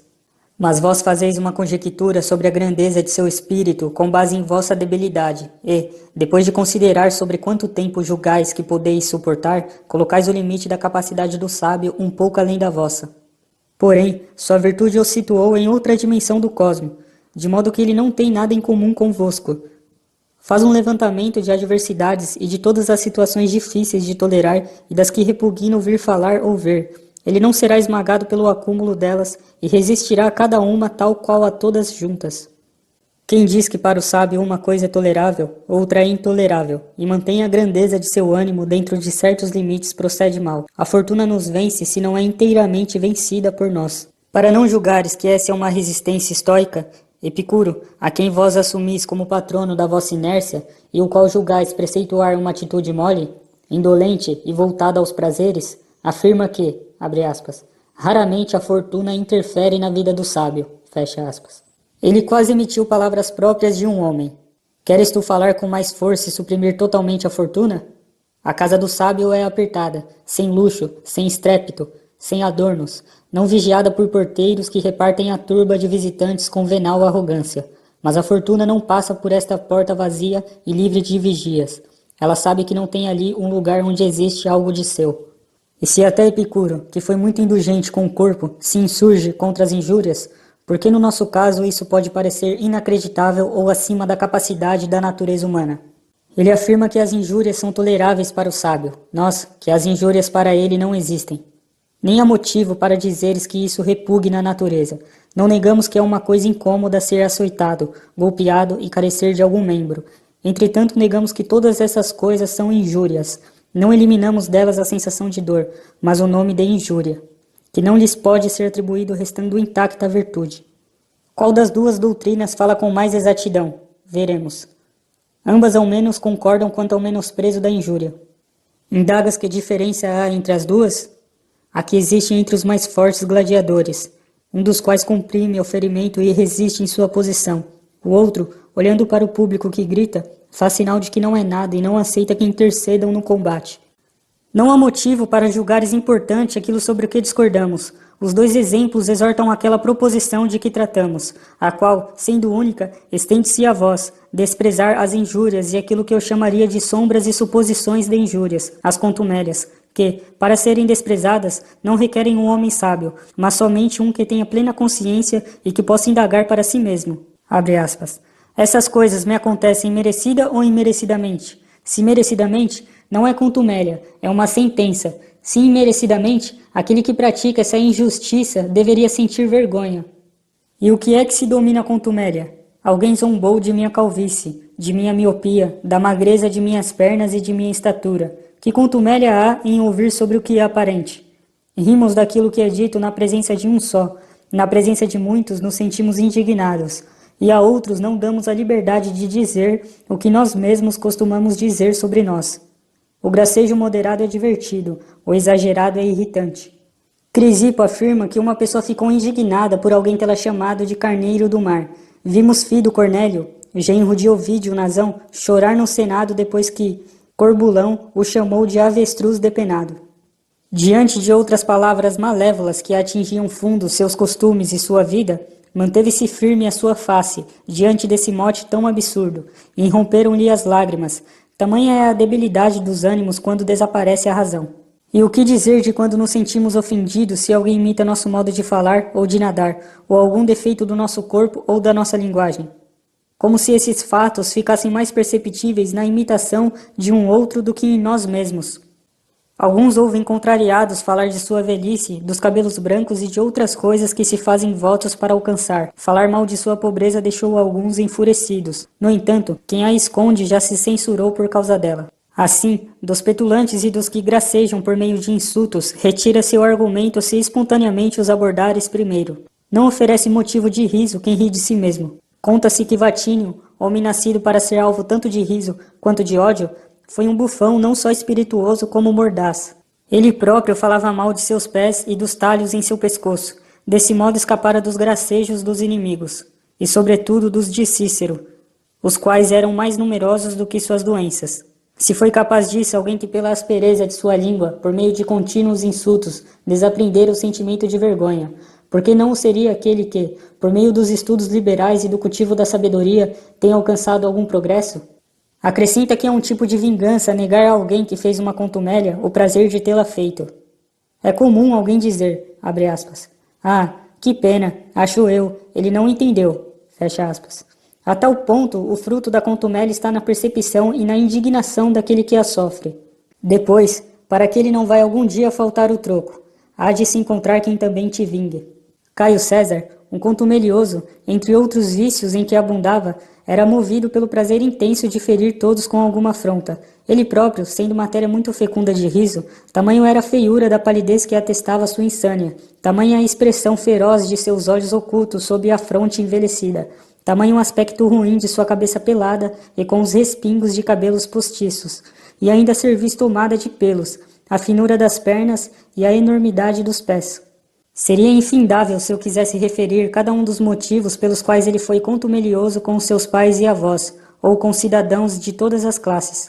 Mencionarei aqueles que o levaram à ruína. Ele tinha Valério Asiático, entre seus principais amigos, homem feroz e que mal toleraria com calma ofensas feitas a outras pessoas. Para esse homem, durante um jantar, ou seja, como em uma assembleia, com voz bem alta, César expôs quais eram as qualidades da esposa dele na cama. Bons deuses, um marido ouvir isso, um príncipe sabê-lo, e chegar a tal ponto sua licenciosidade que, não digo para um esconso apenas, não digo para o amigo, mas simplesmente para o marido, o príncipe tenha narrado não só seu adultério como ainda sua decepção. Já, ao contrário, o modo de falar de Quereia, tribuno militar, não era correspondente ao valor de sua mão. Tinha uma voz mole, bastante suspeita, não fossem conhecidos os seus atos valorosos. Quando este lhe pedia uma palavra de ordem, Caio ora lhe dava, abre aspas, Vênus, fecha aspas, ora, abre aspas, Priapo, fecha aspas, censurando continuamente a delicadeza do soldado. Tais censuras ele próprio as fazia em trajes transparentes, calçando sandálias e adornado de ouro. Foi ele o primeiro entre os conjurados a ter recebido a mão armada. Foi ele que o decepou com um só golpe no meio da cerviz. Em seguida, foram-lhe cravados de toda parte numerosos golpes de espada que vingavam injúrias públicas e privadas, mas o primeiro foi aquele varão que menos aparentava sê-lo. E o próprio Caio, todavia, considerava tudo contumélia, assim como os que não toleram sofrê-la são os que mais desejam fazê-la. Ele ficou irado com Herênio Macrão, porque o havia saudado como Caio, e não deixou impune um centurião primipilo pelo fato de tê-lo chamado de Calígula. Costumava-se chamá-lo por esse apelido porque ele nascera em um acampamento militar e fora o pupilo das legiões. jamais tendo sido mais íntimo dos soldados com outro nome, mas, já depois de alçado em coturnos, considerava, abre aspas, Calígula, fecha aspas, um insulto e uma desonra. Portanto, irá nos servir de consolo o seguinte: mesmo se nossa afabilidade renunciar à vingança, haverá alguém para punir o insolente, arrogante e injurioso, vícios que não se esgotam em um só homem, em uma única contumélia. Olhemos para os exemplos daquele cuja paciência louvamos, como o de Sócrates, que tomou positivamente as piadas contra ele feitas publicamente e vistas nas comédias, rindo-se delas, e não menos quando foi banhado de água suja por sua esposa Xantipa. Censurava-se a Antístenes, sua mãe bárbara e nascida na Trácia. Ele respondeu que também a mãe dos deuses era natural do monte Ida. Não se deve chegar à rixa e ao antagonismo. Devemos nos apartar, e tudo que for feito por insensatos, abre parênteses, mas só por insensatos é que pode ser feito, fecha parênteses. Deve-se deixar de lado e ter como indistintas as honrarias e as injúrias do povo. Nem doer-se por estas, nem alegrar-se por aquelas. De outro modo, por temor de contumélias ou pelo aborrecimento, negligenciaremos muitas ações necessárias e não faremos frente a deveres públicos e privados, por vezes inclusive avantajosos, enquanto nos aflige a preocupação muito pouco viril de ouvir alguma crítica contra nosso caráter. Por vezes irritados até mesmo contra poderosos, revelaremos esse sentimento com intemperante liberdade. Mas também não é liberdade nada sentir, enganamo-nos. Liberdade é situar o ânimo acima das injúrias e constituir-se como um ser cuja felicidade lhe venha unicamente de si. É separar de si os eventos exteriores para não ter de levar uma vida atormentada, a temer o riso de todos, a língua de todos. De fato, quem é que não nos poderia fazer um insulto se qualquer um pode? Porém, o sábio e aquele que aspira à sabedoria usarão de um remédio diverso. Os imperfeitos, que se pautam ainda pela opinião comum, devem imaginar o seguinte, que eles terão de viver em meio a injúrias e contumélias. Tudo lhes chegará mais leve se já estiverem esperando. Quanto mais honorável é um homem por sua origem, fama e patrimônio, tanto mais valorosa é sua conduta, lembrando que na linha de frente ficam as tropas mais graduadas. As contumélias, palavras injuriosas, ignomínias e outras desfeitas, ele suporta tal como o clamor dos inimigos, os dardos que passam longe, as pedras a crepitar em torno do capacete sem ferir.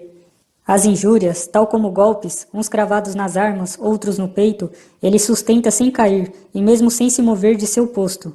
Inclusive, se sofres um cerco e uma pressão de violência feroz, é torpe, entretanto, ceder, protege o posto que te foi designado pela natureza. Perguntas que posto é esse? O de homem. O sábio dispõe de outro auxílio, que é reverso deste, pois vós estáis em combate, ele já alcançou a vitória.